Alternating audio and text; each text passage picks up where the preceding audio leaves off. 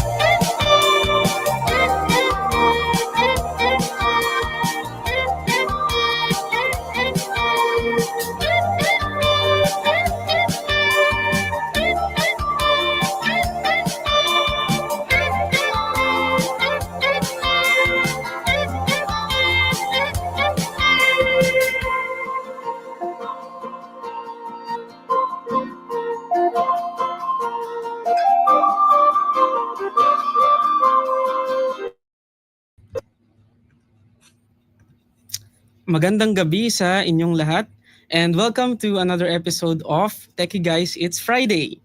I'm Engineer Prince Xavier, Chief Innovation Officer of Bridge 360 Inc., and I'll be your host and facilitator for today's tech conversation. For those new to our platform, Bridge 360 Inc. is a proudly homegrown Filipino innovation company headquartered in San Juan, Batangas. We're committed to creating digital solutions that support the education sector, environmental sustainability, and enterprise development.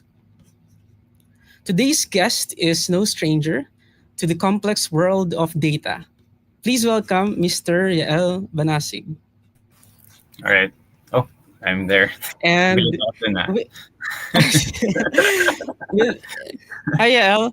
With Friends. over a decade of experience working with big data and 7 years in data analysis and data science, Yael is a Yep. force in transforming raw numbers into actionable insights. He's contributed to international humanitarian work and led data driven strategies in improving medical education across Southeast Asia. From building predictive models to harnessing the power of AI and LLMs, Yael's work is all about making data useful, meaningful, and human. Today, he'll share what data has taught him, Beyond the trends and charts, get ready for Data Confessions, what analytics taught me that charts can't show. Let's all give a warm welcome to Mr. Yael Banasig. All right. Thanks, Prince. I think I can present now. Oh, there's some sound. What was that? So yeah. Thank you so much, Prince, for inviting me on this. Let me try to share my screen if I wait. From your wait. I don't know how to share screen. There you go. Okay. Window. Okay. All right. I'll. Can you see my screen? Because I think yes. I believe yes. No. Yes, yes. Yeah. We Perfect. can see the screen. All right. Thanks, Prince. So let me introduce first myself. My name is Yael. I'm the Pharma Insights Analytics lead for Docquity, as Prince mentioned, and a colleague of Prince actually. So as Prince also mentioned, I'm 10 years into data science and data analytics. So I'm actually a physicist by education. So I graduated in applied physics of UP Diliman. And then after I got my degree, I immediately, when I say immediately, the following month, went to what do you call this? Went to work for the International Committee of the Red Cross. So this is just a quick background also. So this is more of a humanitarian work, but still working on big data. I was initially assigned as the data quality officer and ended my career there as a data analytics manager. And then now I'm part of Docquity as the Pharma Insights Analytics lead. So when I was given this, I was given this, what do you call this? I was given this topic.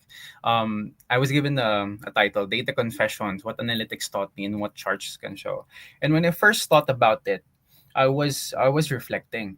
Um, so should I give something very somehow academic and educational? Because I believe that's not me. I'm not a very, let's say, I'm not an academic person.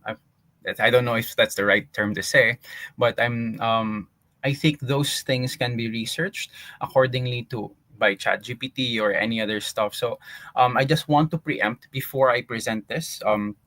That one thing, this will be more of a storytelling and discussion type of presentation or maybe session, and at the same time, I don't know, Prince, if like we have a list of questions already, or maybe some people can unmute, or I don't know how this works, but please feel free to ask questions all throughout the discussion. um, and then this will be more of a storytelling based on what I experience, and at the same time, what I think about in terms of data analytics, which I also relate with my daily work. So without further ado, I'll start with the data analytics. So I'll start with a very formal definition of data analytics. All right. So this is obtained from ChatGPT. So it refers to the systemic processes of examining raw data to extract meaningful insights and knowledge. So it is the science of analyzing raw data to make conclusions about about information in itself. So it is broad, multidisciplinary, that draws techniques from all different fields to inspect, clean, transform, and model data. So those are some parts of the whole data analytics process. The ultimate goal is to discover useful information, technically to inform conclusions and support effective decision making based on data. Um, and then we have four key components of data analytics. You have data collection, data processing, data analysis, and the interpretation communication. I'll run through this because, as I mentioned earlier, I will not go into deep detail for each one, but I will try to, let's say, add a new flavor in terms of each step of the way, each step of the data analysis process, data collection, data processing, data analysis, interpretation. So before I proceed, just what do you call this? Before I proceed, I no, my before I go into the details, I ask myself always this: what did I learn from data analytics? And what's funny is I just learned that there's a prof philo prof here, so I hope I don't step over bounds and or or say something that doesn't make sense. But these are just the thoughts that I have in terms of data analytics. So I believe, on based on my understanding, analysis precedes existence. So what does that mean? So when I was thinking in terms of analysis, I was thinking wherein, okay, data is all around us. Data on the simple daily life that we have, upon waking up, upon breathing, or upon like the moment that we realize, we analyze. And then from there, I tend to think about, okay, every day in my work, I try to do things in a very small space, that I analyze data for a certain business use case. But every day, technically, I also analyze things. And when I was reflecting about, thinking about this topic, and what I will share, one thing that came into my mind is, um, upon upon the thought of actually analyzing, that is not only the start of us being human beings, but us being beings. It can Data can itself be in the form of physical, in the physical space, in the mental, emotional, or even metaphysical space. But the ability, not the ability, but the actuality of analyzing allows us to be beings. So that's like when I was thinking about it. Um, we are inherently data analysts, all of us. It Of course there are differences between species and individuals in terms of being an analyst, but we are inherently analysts as we are. So, but why do we want to improve our capabilities in terms of being analyst? So by improving our analytical capabilities, we better decode life's complexities. So it's more of, every time Prince knows this, we like brainstorming in our team. So the purpose of brainstorming or analyzing is because we want to uncover inherent truths. And then the better that we are in our work. So for example, there's like even the simple case of debugging. I have a very, what do you call this, vivid memory when in my first brainstorming session with my first company, we were debugging why, in what do you call this, so just a quick background of what I do. Before, in my first job, I was a data quality officer, wherein, we receive, let's say, written notes from the field on what was provided, what assistance was provided. So for example, let's say, refugees um, were given 4,000 essential goods, in a span of this month. But when we check in our database, um, the number is not equal. Let's say 3,500. And then from there, we try to brainstorm, what are the sources of data, what do you call this, what are even the different definitions of what is an essential good. Those things, when we did our brainstorming session, we came to into a conclusion wherein, okay, it was 4,000 written as essential goods, but the paper that was given to us was like 10 pages long. So there was each segment that equated to an essential good. Let's say 800 cash essential, and so on and so forth, which equated to 4,000. So it's a very simple, what do you call this, a simple exercise. But from there, we uncover the truth, of what actually happened. If my discrepancy ba sa pera, sorry, if there's like a discrepancy in terms of the money and discrepancy in terms of the provided good as it is. But my main point here is, as we become better in analyzing, we become better in unpacking the truths of our lives, and unpacking the truths of who we are. That's what I believe in. So I want to start this discussion as this. My to all this, one thing that analytics taught me is analysis precedes existence. And all of us are data analysts. And the goal is for us to become better data analysts all throughout, hopefully, our life. So, next point. So, how do we become better in analyzing data? Because again, that's the first thing. Um, so, one for myself, this again, what based on my experience, we need to get better at noticing patterns. So I think this ever since I was a kid. Um, I believe that noticing patterns is a skill in itself, but I think some people are naturally better at that, while some are not. I don't know if it's a good thing or a bad thing. It depends on what field you look at. Maybe if you look at more, let's say, childhood trauma based, or maybe you're gonna base it on actual practical implications. But for me, pattern recognition is the foundation of analysis. So one best example that I see there always is data, let's say not really data science, but complex system concept of emergence. So emergence is how novel or system level properties arise from interactions of simpler components.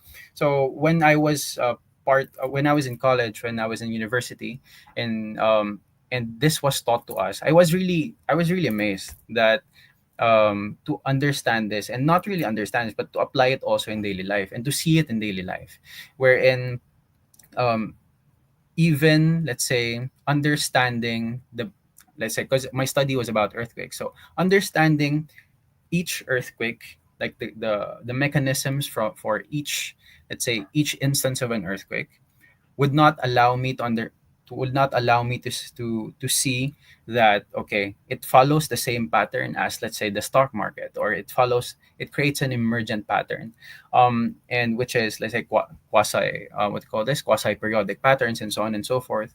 But the idea there is, okay, um each segment, or each, what to call this, each process that we have, may it be in terms of work, may it be in terms of, let's say, building a dashboard, or may it be in terms of analyzing a problem, the very basic thing of analyzing or answering a business question, it requires pattern recognition. So this is one thing that we need to get better at, noticing patterns. And also, when we say noticing patterns, would always say trust your intuition. But again, intuition should be grounded in skills. Intuition should be grounded also in data. That, for example, if you think this is the way, we need to, one, maybe we need to test it. We need to look at the historical data. Again, we need to go back into data. So that's what do you call this? That's one thing in terms of noticing patterns. And lastly, in noticing patterns, some patterns can't be observed if you don't transform them. So we need to learn, or we need to know how to transform also data. So analytics transforms intuition into concrete, reliable insights. This is in terms of transformation, and from the business question going towards the analytics problem. So, that's it. And noticing, how do we become better data analysts? One is noticing patterns. So what should we notice first?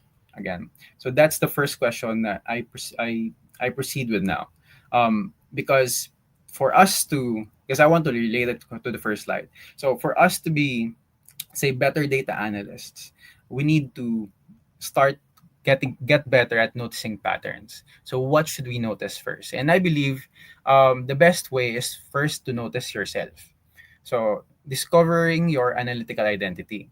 So for I made this quote unquote, I made this up, but I see things, and I know it's very simplistic, but always when I see, let's say, in my team, or as myself, I think of a person. Is the person more structural or volatile? Is the person more iterative or explorative? So what does that mean? So structural, or so are we more organized or methodical, or volatile, adaptive and spontaneous? Um, are you iterative? So do you like a step by step basis, or explore it, or are you more explorative or creative and open ended in terms of your analysis? Because when we answer questions, even though yes, there is, let's say, um, a strict pattern that we follow usually in terms of analyzing data.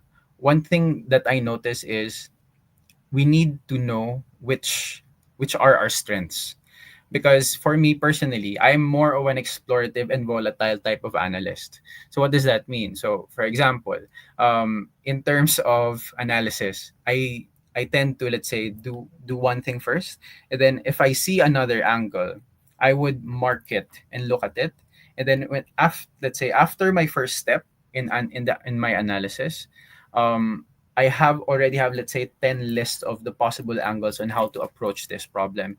So those are the things that, let's say, where I'm good at, and I know to myself that I'm like that. That's why I need, let's say, other people to fill in the gaps in terms of the analysis that I do.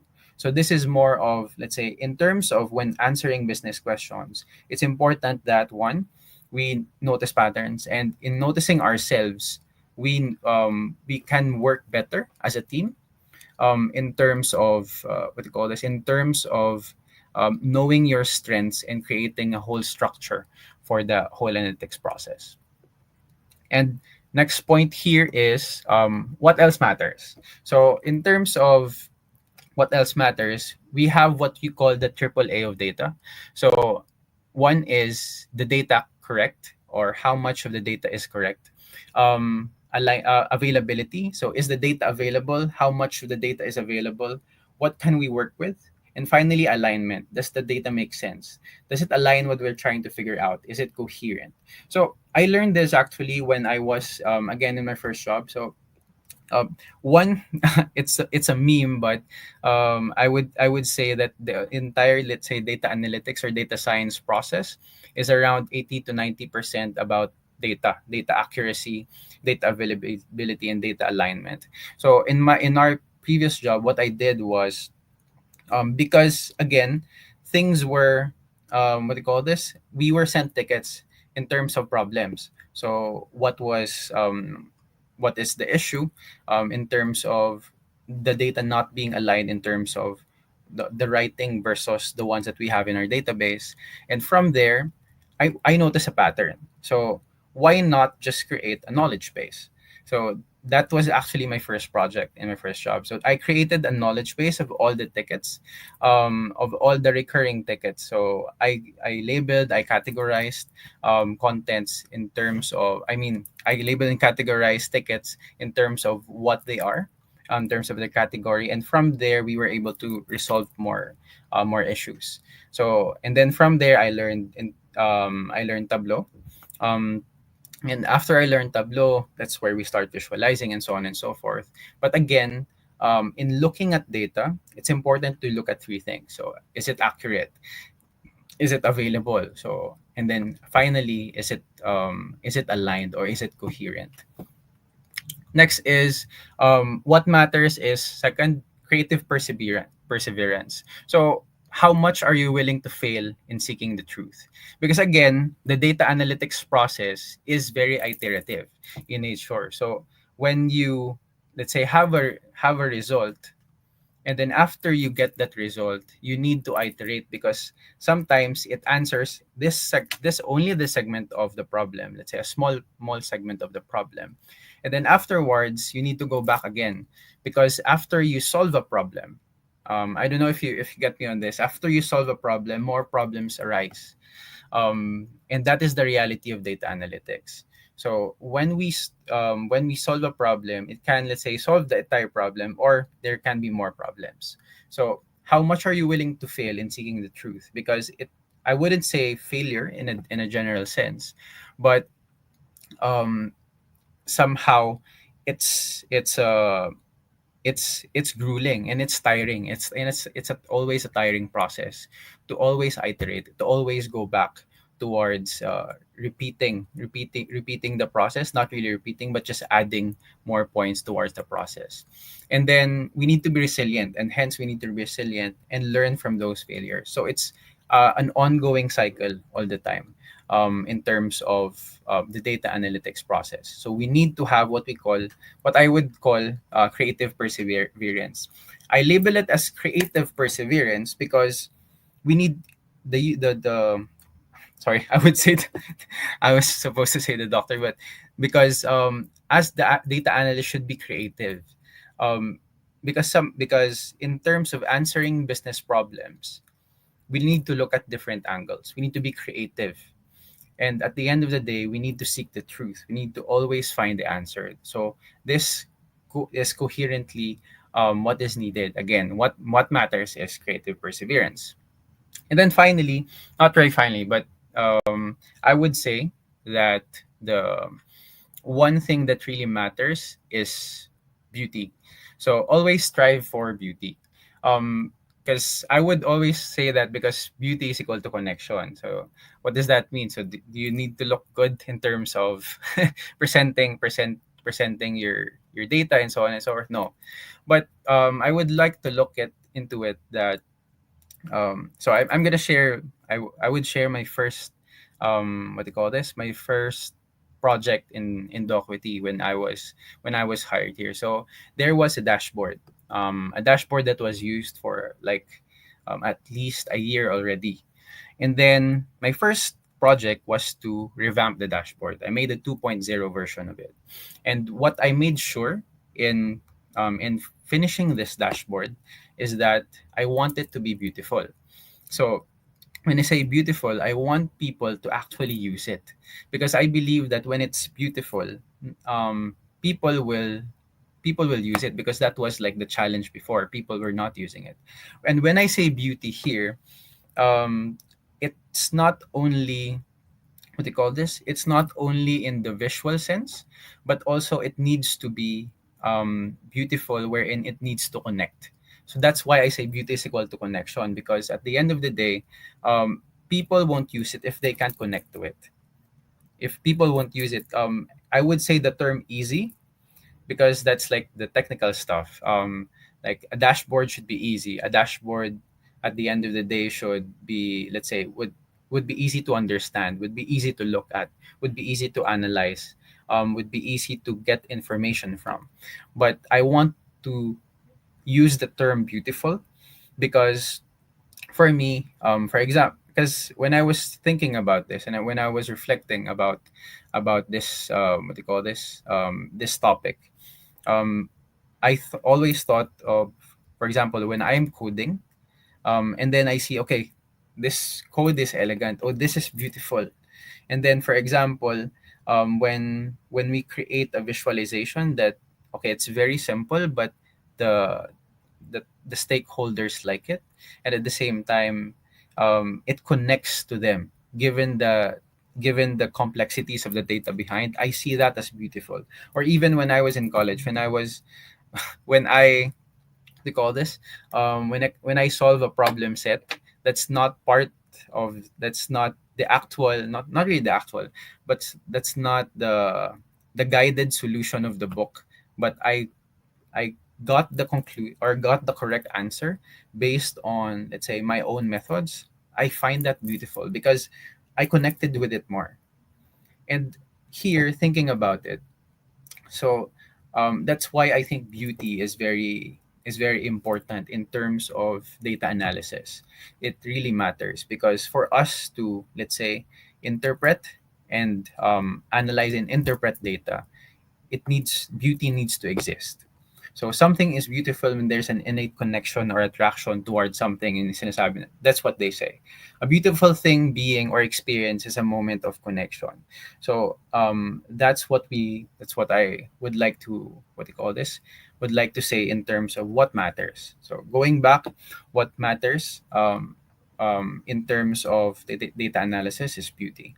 And then since I was when I was doing this and now when I was brainstorming about this, there's a recent conclave, and then so one quote that I remembered is from Pope Francis is "Be shepherds with the smell of your sheep in the midst of your people, like Jesus the Good Shepherd." So when I was thinking about it, I how do I summarize how to become a good data analyst?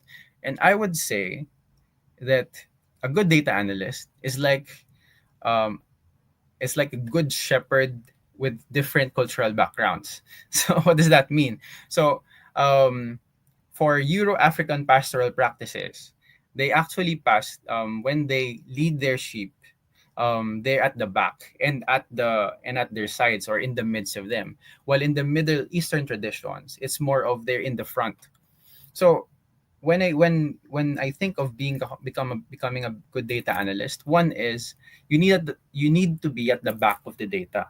You need to know where the data is from. You need to know, let's say, you need to know uh, how the data was obtained.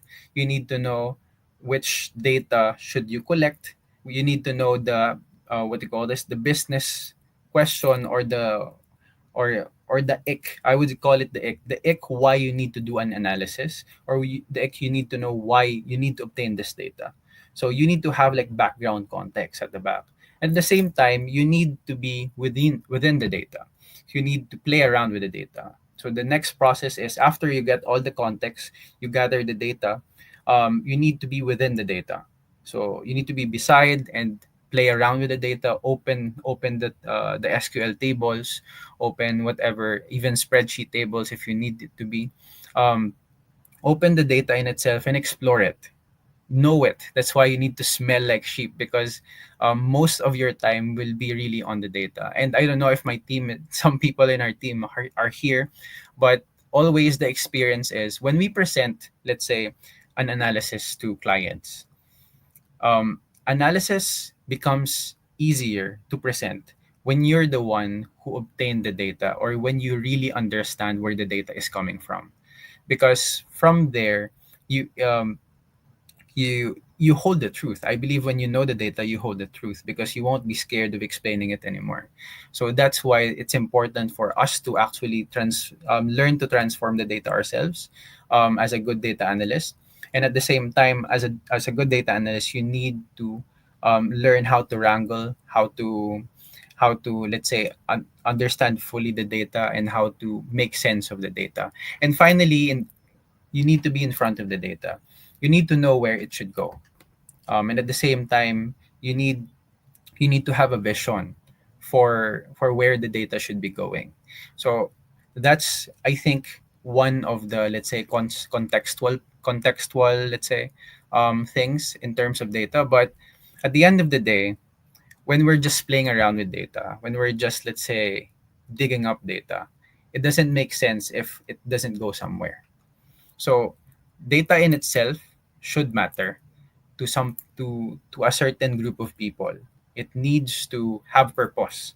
It needs to have, let's say, where should be the next step going? Where should the data go afterwards? What is this purpose and what is its use?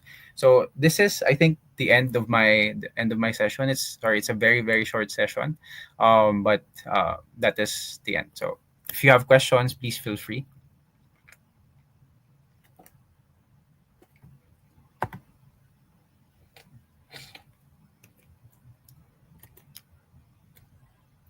Uh, you're muted, Prince. I think. Sorry. Oh, I was saying that was deeply relatable, and thank you for those stories. Now, let's move to the open discussion. We'll be joined by none other than our Chief Academic Officer and Chairman of the Board here at Bridge 360. And yeah, he's a philosopher. So he probably has a lot of questions. Um, now that you brought up philosophical things like truth, philosophically loaded concepts. But okay, so I just wanna ask like more practical questions first before we go to the philosophy of things. Yes. So, okay, going back, like we'll be joined by Professor Jerry Davilla, and as we fondly call him, Prof. Jerry. And he has taught philosophy of science in UP Diliman, among other philosophies like philosophy of AI, philosophy of sports, and he taught for almost 4 decades, and he has explored everything, as I mentioned, like sports, education, political science, and yes, even AI. And also with us today, Bridge 360 CEO, Ms. Rage Gonzalez. And she's a passionate advocate for meaningful and inclusive innovation in education and sustainability. We've also been collecting some great questions from the audience. So let's dive in. Yes. I think that's So, better. okay, I can discuss I just, more the practical stuff when you yeah, have like, questions. yeah, so, okay, heads up, Prop. I'm pretty sure you have a lot of comments, questions, Kaya especially ano po, I why excited ka na start off. magtanong about, I'm pretty sure excited ka na magtanong about truth. Did You, I I'm open the Pandora's box and stuff? You've opened the Pandora's box. Um, sir, Yael. it's all about philosophy. Yes. So okay, but Philosophy so nga, puro philosophy eh. puro philosophy, very philosophical yung Yeah, tinakal mo eh. But teach, teach let's philosophy let's in the department. okay, so let's just start with some of the more grounded questions. I have a bunch of questions Yes. and grounded but still important in Philippine society in particular. Um, let's go straight to it. Education crisis in the Philippines, Mm. right? We all know it. How do you think data analysis plays a role, or how would you assess the current role of data analysis in education? Are there opportunities? Are there weaknesses? Are there problems? And how do you envision the data analysis to to play a role to improve the problem of education in the Right. country? Thanks, Prince. I think it's very important. But before data analysis, I want to go back to let's say data equity, because I think that at the end of the day, um, you data analysis makes sense. You know this if you have the right data. So in terms of, let's say, in the Philippines, the education in the Philippines, um, because of the growing trend, maybe we had discussions also before about this before, because of the growing trend of AI, because the growing trend of technology and the data availability, it can go both ways. It can be a double-edged sword. One is it can be, let's say, a limiting factor. So the gap between the socio-economic classes in terms of, let's say, their capabilities, quote unquote, in terms of obtaining data, um, can be widened, or it can be an equalizing factor because of also the availability.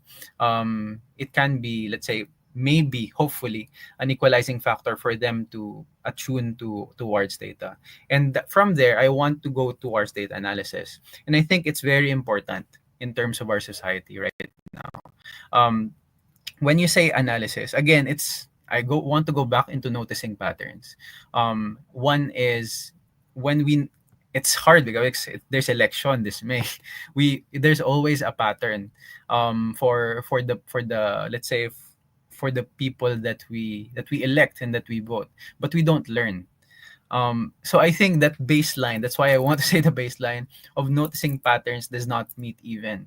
And in terms of that scale, also the second point, maybe more on closer to the data analysis, let's say, question is, I think there's a lot of opportunities, especially with the boost of AI. Why? As a data analyst, I think we have the strength to, or maybe this is just me, this is how I see myself. We have the capabilities to hold get hold of tools and make use of them, and it makes sense of it. So that's why I think it's being a data analyst in today's age is very, I don't know, it's very promising. So in the future, maybe I imagine, let's say, the data analyst will just instruct AI to, let's say, this is what I need, this is how to answer the business problem, and they can already be like, quote unquote, full stack people. From when I say full stack, from going deep to the business problem up until sharing the information, it can be done by one person, maybe in the future. So that's how I see it. I don't know if did I say too much in just one question. No, Oh, thanks good. for that insight, Yael. Rage Prop, you have questions? Okay, so I'm opening the Pandora's box now. You can ask your philosophical questions. I think Prof is Oh, on. Prop, you're on mute. You're on I mute, have Prop. I have a question related to his problem of perseverance, and actually we already know that uh, from the point of view of Bridge 360. Perseverance you need in terms of well, you already said it several times. The search for truth. Have you ever found the truth? Because you already pointed out the culture from Eastern Africa is not the same from the culture of Western Africa. Is not the same as the culture from Europe. So where's the truth there? If every time someone looks at data Mm. and they need to connect every portion of that data to one another, there are an indefinite numbers of connecting all those data. In the words of Henry Poincaré, there are an indefinite number of geometries available. So which of those geometries, which of those cultures will give you the truth? Have you found out? um, I myself, I couldn't say that I have found, let's say, quote unquote, the truth. Yes and no, because I believe the truth is alive, and the truth is grow is always dynamic. I wouldn't say dynamic is not the right term. It's, let's say, in terms of a small scope, one thing can be true, but when you look at another, let's say, angle to it, that already, let's say, quote unquote, disproves that. This is just my, I might be wrong, but this is just what I perceive of it, that the truth is always alive, that it's the goal is to really see the untarnished truth in the future, if there it is, if it exists. But yes, I think innately, it's, for me personally, it's okay to persevere into something that you are not sure if you achieve it at the end of your life. um the the process itself of knowing that you're searching for the truth um is already a gift. So that's how I see it. Pwede bang So dagdagan pa natin, Prince? yeah, actually the concept of truth is a difficult one, and Yes.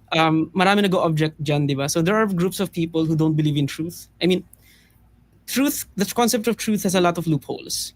When you look at it a certain way, um, and then there are people who believe in truth because it's a simple model for them. For Mm. example, I know like scientists who believe that there has to be truth. Like we're doing science to uncover truth. To object, they have this concept called the objective truth. But when you actually look at it as deeply as you can, it's so hard to know if it's true. Eh. Like for example, does this chair even exist? Like, does this cell phone I'm holding, does it even exist? Yun yung tinatanong di ba ni Rene Descartes ever since. Mm. He wanted to get to the absolute truth, and the only thing that he came up with is, I am questioning and doubting, therefore I must exist. I'm questioning it. So that actually is the only truth that I can figure out. There are all the other things. How do you even know that we're not living in a simulation?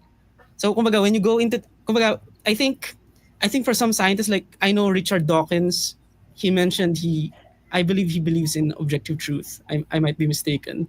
But he mentioned something about that. And I think for them it's a model to make things easy. But it's not necessarily, I could be wrong, like correct me if I'm wrong, right? Especially prop, like you know this better than I do. But it's not necessarily philosophically airtight. I think it's just something that they tell themselves so that they can proceed with the science. What are your thoughts there? Yes, I mean, I'm curious too. Siguro, Uh, oh, sorry, go ahead. the race, go ahead. I just want to jump to that as well. Parang um on the standpoint of product development kasi, di ba, at saka we're trying to use design thinking with product development. Ang hirap pag walang truth on what does this thing do, or ano ba talaga yung pinaniniwalaan ng customer or whatnot. So we try to use facts, and that's the truth for now, so that whatever we do, it will be guided in the meantime of what we have. So kasi for me, ano parang on a scientific method, di ba? It will change. Even design thinking is also a design is a scientific method in itself. Yun nga lang with the lens of human lens nga lang siya. But I think we're just trying to have something right now, parang ganun. Something to hold on to para makagalaw ka. Else, kung wala ka namang nire-represent na truth mo for now, parang ang hirap gumalaw. Yun. So I agree, right? From a practical point of view, it's just that I guess the term truth, when you say it's truth, parang it's a loosely defined truth. Like if truth changes, is it truth? Diba? Because we expect things to change. We expect our models to change, our facts to change. Even our facts change. Like we just define them as facts. Like for example, historical fact. The historical fact that this event happened, but then after a few years and then investigation and then evidence, nagbago na. We just define it that way, but it changes. So maybe we can't really call these things truths. So I guess that's the objection with the term truth. Yeah. But there has to be something. Maybe we can call them facts instead. Pero facts that still, based on our definition, pa rin, like it's still not objective truth. Fact is not equal to truth. Yeah. I'm not sure. I'm just thinking out loud. Kasi you opened the Pandora's box of Yeah. truth. Eh. May naisip back to actually where we were discussing. So when I think about it, truth is capped by capability. So there's a cap of truth based on the, let's say we're humans, and then what if like there's a times 10 or times 11 or times 100 more intelligent beings than us, and discover something, let's say, to disprove quote unquote our truth. And that can, let's say, exponentially grow yung level of intelligence. So one thing that can be true, let's say, in a closed box of capabilities, is true in that box. And I would say that is valid truth in that space. But beyond that, it can move. The needle can move. It depends again on the capabilities. So that's like when I was listening, that's what I think about it. That's why I define as truth as like alive or something. Sorry, Prof. Yeah. Magdadagdag lang ako, baka for your interest. Sa physics, may isang physics professor na Nobel Prize winner. Ang pangalan si Robert Laughlin. One of the reasons kaya naging very successful siya, kasi yung nabanggit mo kanina, yung concept ng emergence. Sabi ni Robert Laughlin at saka nung ibang mga philosopher, physicist, there are an indefinite number of emergence, patong-patong. And none of them can be taken in any absolute sense. So that's one, si Robert Laughlin. You want to do research on it, you can look into it. Robert Laughlin and emergence. The other is, of course, na-mention ko na, si Henry Poincaré. Sabi ni Henry Poincaré, there are an indefinite number of geometries available. Now, dagdagan ko pa, uso na nga ang large language models na iba-ibang klase. Ang bibilis nga ng development eh. You can ask them to look into or develop, if you like, languages without the terms, o tatlong bagay, terms, true, false, truth. And you will be surprised, it's actually possible to develop a language for a large language model or for anyone or for a culture without the term truth and the term false and the term true. So there you have it. Sabi nga ni Prince from the point of view of Wittgenstein, it all depends on your language game. Now, magiging ang nabanggit mo, ang dami mong binanggit let me just iterate through them. We are all data analysts. How can we become better data analysts? Notice patterns. But then that involves trust your intuition. Then you're saying there's a need for discovering your analytical ability. In other words, your perspective. Iterative ka ba or explorative? Is it aligned? Is it coherent? Even if meron ka ngang accurate data, may available data, ang tanong mo nga is it coherent? And that's what makes you a philosopher. Yan ang unang tinanong ni Pythagoras. Yung unang pilosopo, si Thales, ang una niyang pinoblema, dahil winawalang hiya yung mga pilosopo ng mga pangkaraniwang Greeks kasi saan mo magagamit yan. Pinakita ni Thales na magagamit mo sa negosyo. So ang pinag-usapan, sabi mo nga Rage, pain points. Kaya yumaman si Thales Pinakita niya yung application ng philosophy. Siya ang umimbento nung tawag natin sa financial world na shorting. Siya unang-unang nag-imbento ng shorting. Anyway, but kahit na yung pain point na sasagot ng pilosopo, sabi ni Pythagoras, kulang yan. Kulang na kulang, sabi niya. Bakit? Kasi ang importante, yung systems thinking. Doon pumasok si Pythagoras. And lahat ng binanggit mo, beauty, alignment, shepherding positions, lahat yan galing kay Pythagoras, systems thinking. Now, what am I talking about? Yung takbo mo, hindi ka na data analyst Pilosopo ka na. Ikaw at saka si Prince apparently are already on the level where your work is on one hand, one foot in science and the other foot in philosophy. But I'm telling you, si Robert Laughlin, who was also like you, Pythagoras, Thales, Prince, you're all in the same boat But hanapin mo, paano mangyari? How will you live your life if LLMs and super intelligence tell you that there's no need for the term true, false, or truth? How will you live your life? What do you think? What's your take? Sa akin din, Prof, is I think for example, if you ask LLM to create a language without truth, their context still has truth. Like, it's a large language model made up of, they base something on truth. So it's what do you call this? Even though the language created in itself did not have the word true, false, or truth, but the basis of that had truth. So it's I don't know, I forgot the term about that. It's call this. Hindi siya contradictory. So some sort of term wherein it doesn't technically exist just because it's created by something that also bases it on truth. So yun.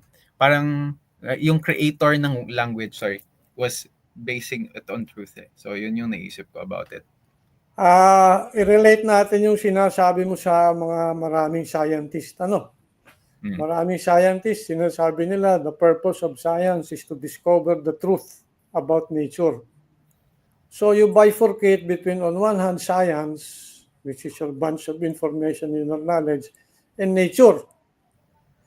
If nature is beyond science, in other words, beyond your knowledge, how do you know about it? That's what you're saying. If your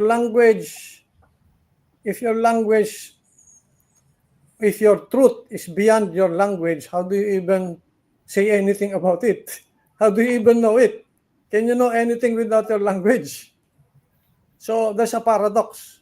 The paradox is actually related to the paradox pointed out by earlier by Bertrand Russell, and then sinundan ni yung Russell's paradox, and then Gödel's theorem of incompleteness, and then Turing's halting problem. Related dyan doon. So, yun ang tanong sa iyo. If your language does not have any concept of true, false, or truth, how do you even know what truth is? Because, natin, this is your language, and this is truth. How do you know truth beyond your language? Sits outside. Okay. Or maybe the language will create siguro its own truth. I'm just making guesses. Tama so yan. Yeah. That's the best you can do. Kaya nga kailangan mo perseverance Gagawa siya ng own language, ng truth. I'm just telling you, you're on the right track. You're on the right track. You're becoming Bertrand Russell, Kurt Gödel, Alan Turing, and Claude Shannon, all rolled into one. I'm not That- kidding. Thanks, thanks. Congratulations Thanks, sa Doc. inyong dalawa. Okay, Rage.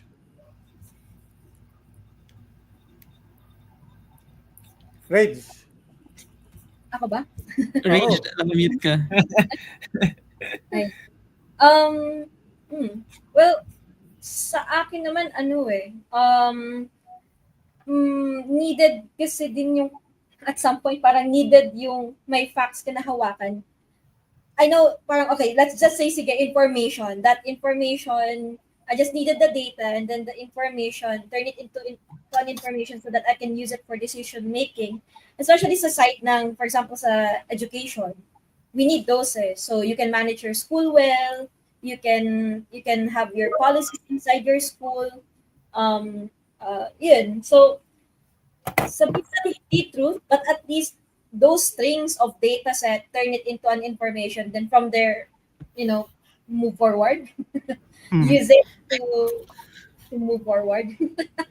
Exactly, like we have to move forward, and maybe truth is not really the thing. Ito yung parang I guess wanna raise, maybe it's not truth but rather consistency, like consistency with information, with whatever information that we get, which we don't necessarily call it truth. For example, let me give you an example of consistency. For example, if you have a data set tapos sabi niya ang height niya is 6 meters.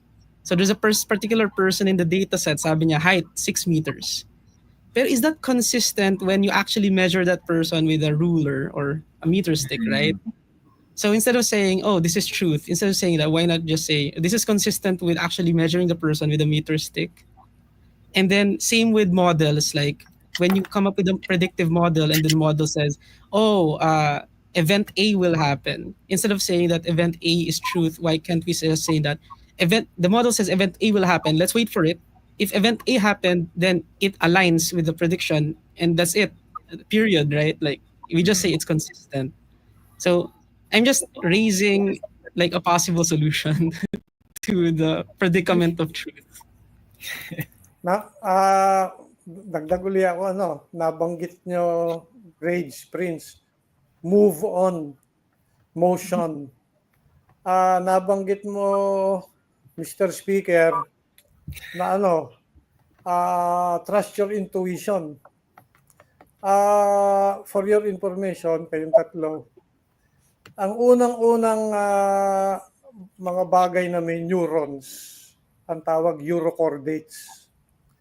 Yung urochordates, yun yung most primitive kind of all chordates. Yung ibig sabihin may notochord. Now, yung urochordates, network lang na neurons yun, pero at least may neurons. Ang urochordates, pag pinanganak, may larvae.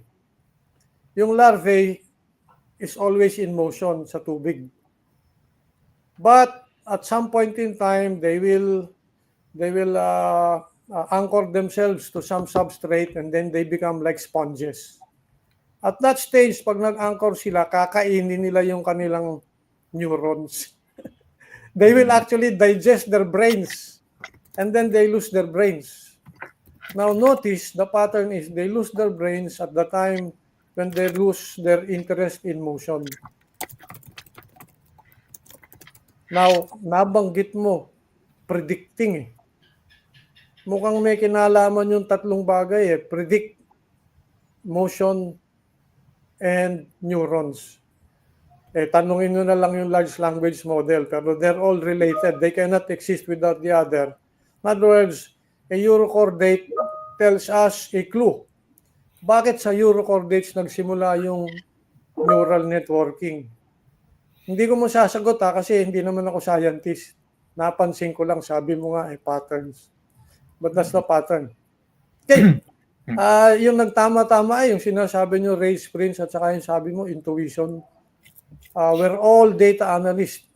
Pag sinabi nyo yan, kasama doon yung urochordates, ha? Maligayang araw po. Correct. Tama, Prof. Kaya na-mention ko dun kanina in terms of, tawag dito, analysis precedes existence. Kasi kahit yung urochordates, nag-exist siya I mean, yun naman, mag-open ang Pandora box kasi nagsabi ko ng existence. Pero yung concept ko doon, kahit yung year coordinates, analyst din siya. But there's like difference in terms of capabilities again in terms of paano sila mag-analyze. So, yun yung naisip ko while was conceptualizing the session itself. And speaking of consistency and whatnot, kasi di ba election na sa May 12. And I just I just had this talk this afternoon about youth and the power of choice kasi eh. So I was telling that I just gave a rough kumbaga 101 what's Philippine Congress, blah blah blah. And then napaisip tuloy ako nung sinasabi niya consistency, the truth, blah blah blah. And di ba problemado nga tayo niyan because nagpo-polarize yung lahat ng tao. There's fake information, there's misinformation everywhere. And then people are just looking for the truth, di ba? And in terms of consistency naman, hirap na hirap yung mga tao kasi maybe they would see this particular person na pag sa pelikula, siya ang di ba? Parang tagapagligtas. Tapos pagka napatay niya na or nabugbog niya na ang lahat, saka darating yung pulis. Yung mga ganon. So, parang consistently, nandun sila sa pelikula na sila ang hero. Pero pagdating sa labas, hindi naman necessarily na sila ay hero. And nagkaroon sila bigla ng track record na wala talaga silang alam in terms of doing things. And we're talking about the Congress. And saka ko lang na-realize na power nga pala ng Congress ang magsabi ng state of war ang Pilipinas. So if loko-loko lang lahat nating naiboto, kasi majority rule eh. So ang naiboto at nailuklok ay mga consistently walang napag-aralan, so parang ang hirap pala nun. Kasi syempre may consistent thing na napanood yung ating sambayanan, which is nasa television lagi. Whereas meron din naman silang minsan magaling, minsan gago. Pwede ba yun? So, ang hirap din.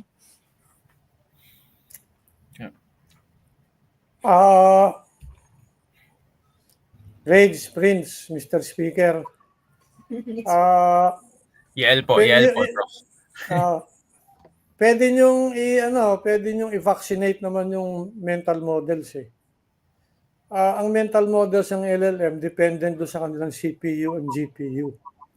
Wala kang CPU o GPU na walang ALU, Arithmetical Logical Unit.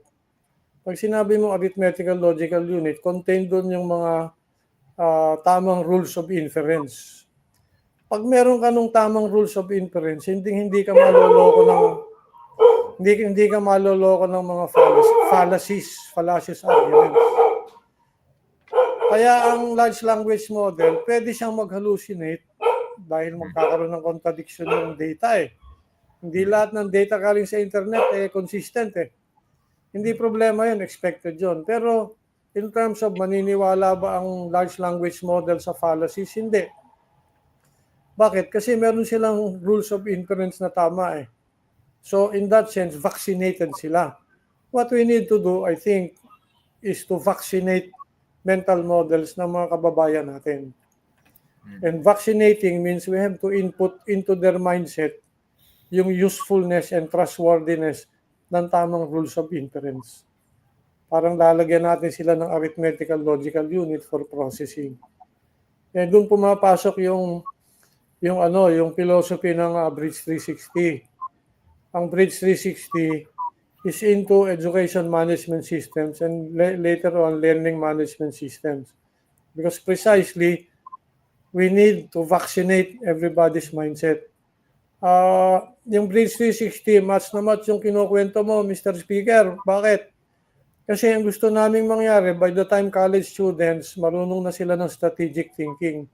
Yung ginagawa mo, puro strategic analysis, nabanggit mo nga kanina, nabanggit mo yung strategy and strategic term eh. Ngayon, yung pagiging strategic thinking, hindi mangyari pag walang critical thinking sa high school. Pero yung critical thinking sa high school, hindi mangyari pag walang reading comprehension. So maliwanag sa amin yan, kaya kami involved sa education management systems. So tama yung sinabi mo, Nabanggit mo, tama ba? Strategic. May nabanggit ka somewhere eh. Yep. Correct. So, match na match doon sa amin gusto. Maligayang araw po. Thank you po. Yun. Thank you, Prof. I think that's the perfect way to Thank you, end our talk. Thank you once again to our speaker, Mr. Yael Banasig, Thanks, everyone. for reminding us that we are all, at our core, analysts called to decode complexity and find meaning in the patterns beneath the surface. As we continue to sharpen our intuition grounded in data and embrace both beauty and resilience in our work, may we become not just better analysts, but wiser ones. And thank you to Prof. Jerry and Rage for your questions and insights. Before we go, I'd like to give a quick heads up for our next session on May 23, 10:30 a.m. to 11:30 a.m., featuring our phenomenal guest, Dr. Felicia Yeban, a Human Rights Catalyst awardee from the Commission on Human Rights, a respected feminist and human rights advocate, and the former VP for Finance and Administration at Philippine Normal University. She'll be discussing analytics and education, how we can use data not only to track but to transform learning. This session will also start spotlighting our newest initiative at Bridge 360, ADAL EMS, our education management system, built for schools that we want smarter, simpler, and more sustainable.